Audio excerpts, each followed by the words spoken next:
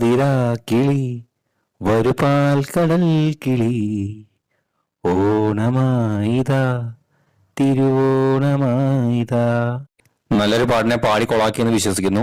ഒരു സിനിമയുടെ ജോണറിനോട് ഒട്ടും ചേരാത്ത ഒരു ടൈറ്റിൽ സോങ്. അതെനിക്ക് തോന്നിയിട്ടുള്ള 2 സിനിമകളായിരുന്നു. ഒന്ന് ജൂനിയർ മാൻഡ്രൈക്കും പിന്നെ ഈ സിനിമയും. കോട്ടയം കുഞ്ഞച്ചന്റെ സക്സസിന് ശേഷം മമ്മൂട്ടി, TS സുരേഷ് ബാബു, ഡെന്നിസ് ജോസഫ് കൂട്ടുകെട്ടിൽ പുറത്തിറങ്ങിയ കിഴക്കൻ പത്രോസ്. വിക്കിപീഡിയയിൽ ഇതിന്റെ റിലീസ് ഡേറ്റ് നോക്കിയപ്പോൾ ഇതൊരു ഓണം റിലീസ് ആണെന്ന് മനസ്സിലായി. സോ അതുകൊണ്ടായിരിക്കും ഈ ഒരു ടൈറ്റിൽ സോങ് അവർ ഈ സിനിമയ്ക്ക് കൊടുത്തിട്ടുണ്ടാവുക. ആദ്യം തന്നെ പറയാം, ഈ സിനിമ ഒരു എക്സ്ട്രാ ഓർഡിനറി സിനിമയൊന്നുമല്ല. പക്ഷെ പലതവണ ഞാൻ ഈ സിനിമ കണ്ടിട്ടുണ്ട്. അത്യാവശ്യം കോമഡികളൊക്കെ തുടങ്ങി പിന്നെ ഒരു ആക്ഷൻ മൂഡിലേക്ക് പോയി അവസാനം ട്രാജഡി ആയിട്ടൊരു ക്ലൈമാക്സ് ആയിരുന്നു ഈ സിനിമയുടേത്.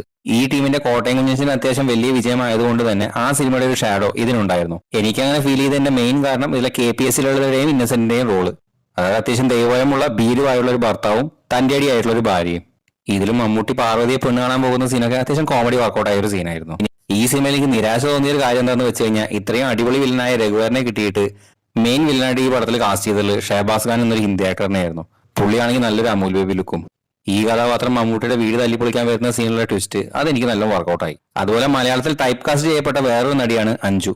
അതെന്താണെന്ന് ഞാൻ അടുത്ത വീഡിയോയിൽ പറയുന്നുണ്ട്. ഈ സിനിമയെക്കുറിച്ച് നിങ്ങളുടെ അഭിപ്രായം എന്താണെന്ന് താഴെ വന്ന് കമന്റ് ചെയ്യുക. അതുപോലെ ഈ ചാനൽ സബ്സ്ക്രൈബ് ചെയ്ത് എന്നെ സപ്പോർട്ടും ചെയ്യുക.